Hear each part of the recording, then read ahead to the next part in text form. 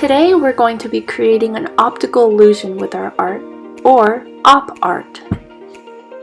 First, I'm going to choose my circle tracer. It can be a lid or a bowl that you have at your table, and in the middle it would pop the most, but you can choose where you want it, and then you trace it with your pencil.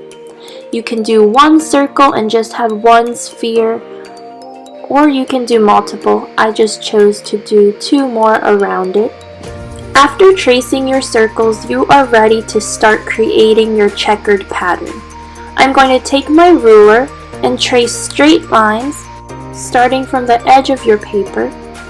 When drawing the straight lines tracing the width of our ruler, we are not going to be drawing through our circle.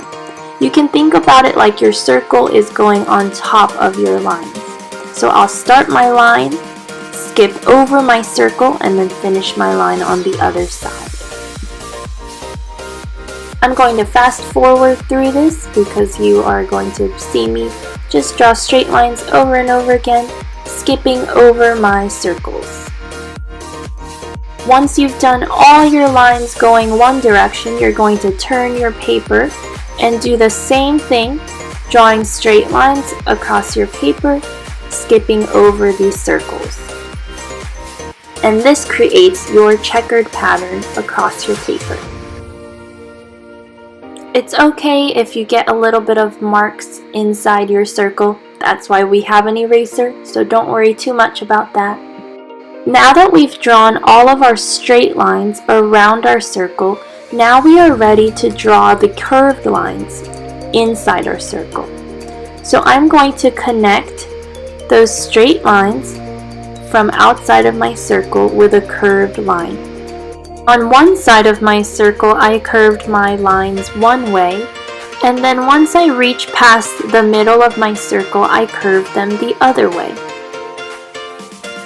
Once I finish those lines, I'll turn my paper and connect those straight lines with curved lines to create that checkered pattern over my circle.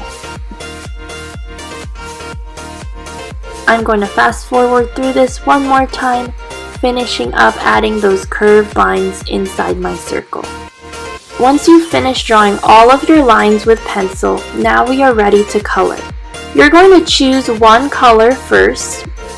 Our checkerboard will be 2 colors. And I'm just going to go through all of my squares and mark which ones will be colored with orange. It's going to alternate. A, B, A, B, A, B. It's like a pattern. I just put an orange little dot so I know which squares will be my first color. When coloring in my squares, a little tip so I can stay inside my lines, I outline the shape of my square and then I color it inside.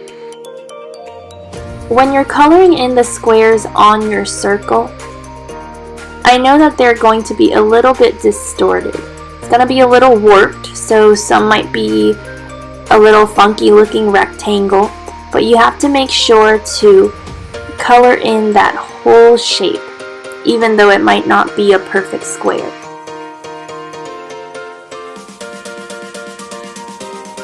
Now to make my sphere look even more 3D, I'm going to go back in with my pencil and start shading in lightly on the pencil line that drew out my circle.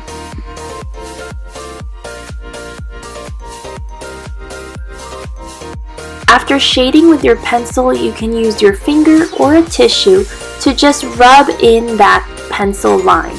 This just makes the pencil line softer and blends it in even more.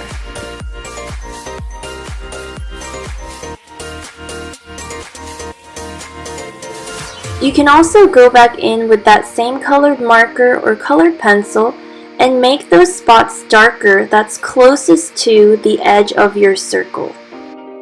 I cannot wait to see your op art spheres, my amazing artists. Let's get started!